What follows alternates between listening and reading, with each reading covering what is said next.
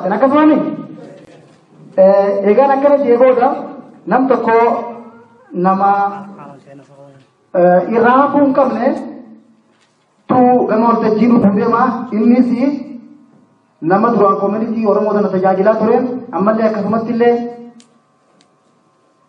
koree yeroo sochii Oromiyaa keessa jirtan irratti responsive kennuuf Oromoo solidarity Oromoo student solidarity forum keessa warra jiru keessa nam tokko Kamal Habibeeti Kamal Habibee gama waltajjiitti amile amile amile amile jawaab aya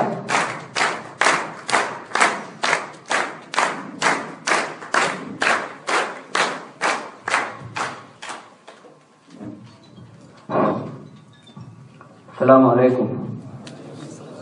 Akan bisa Oromo, kan Islam, kan Kristen, kan Wakil serta hundinu lagu kabdani ni. Alhamdulillah berkat betul nuke. Tan dura Oromon akan nanti waliti kababte, wani firat mormajudaf, wani fi falmajudaf, yada tokkon, harka tokko taate wal kabate. Asrat terkemudian akka malee nama gammachiisa mee isinumaafu hamilee olii kanna Oromoon waan isaa waan saamame waan diinni mirga isaa fudhatee biyya isaa saamee afaan isaa ukkaamsee aadaa isaa dhabamsiisee kana hundaa'u waan qabsoon Oromoodhaa tokko taatee bakkatti deemsu ta'uusaa abdii qabna. Kanarratti waan xiqqoo jechuu barbaade ummanni mootummaan Abashaadhaa mootummaan Wayyaaneedhaa Haayile Sillaasee irraa eegalee tooftaa adda addaatiin ilmaan Oromoodhaa addaan facaasaa addaan qoodaa diina waliif godhaa yeroo dheeraa jiraachisuu turte.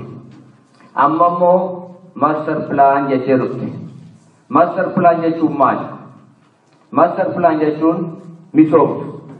Misoomsi abbaa bakkatti dirree qabu ooyiruu isaa irratti qabeenya isaa irratti isaatu gaafatamee abbaa itti ta'ee waan itti misoomaa guddifata malee bakka inni itti misoomsu irraa ka'anii ari'anii nama biraa qubsisuudhaan miti. Sagantaan mootummaa amma harkaa qabdu tuni tooftaa adda addaatiin ilmaan Oromoo addaan qoodaa jirti. Gaafa dargiidhaa master plan jaanii mootota addunyaa alaatiin Itaaliyaadhaan sagantaan lafatti tumamee kaayyamee fakkeenyaaf Gullallee Galaan warri da'u yeroo ammaa sanaatti Gullallee yoo dheeysan namni Gullallee qubatee hin jiru keessa hin jiru kan qubatee warra alagaati. Sagantaan kun maali? Ilmaan Oromoodhaa aadaa isaanii, afaan isaanii, dachii isaanii irraa buqqaasuudhaaf sagantaa lafa kaa'e.